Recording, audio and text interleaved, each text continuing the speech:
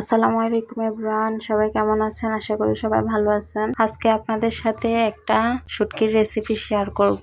শুটকি ভাজির রেসিপি এত যে মজার হয় তা বলার বাইরে।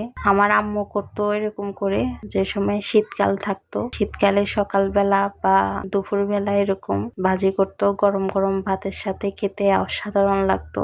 তো এখানে আমি পেঁয়াজ, টমেটো, কাঁচামরিচ, রসুন সবগুলো একটু কষিয়ে নিয়েছিলাম। কষিয়ে নিয়ে তারপর ছুরি শুটকিটাকে একটু পুড়িয়ে নিয়েছি। প্রথমে পুড়িয়ে নিয়ে তারপর পানির ভিতরে ভিজায় রাখছিলাম অনেকক্ষণ। তারপরে তো দিয়ে দিলাম।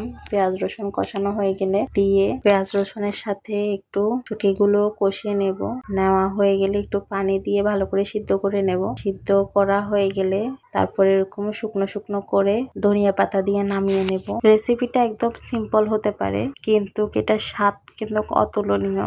যারা করে খান নাই একবার করে দেখবেন। বাংলাদেশের শুটকিগুলো তো অনেক টেস্টি, এখানে শুটকিগুলো তেমন একটা টেস্ট না, তবু আলহামদুলিল্লাহ ভালো লাগছিল।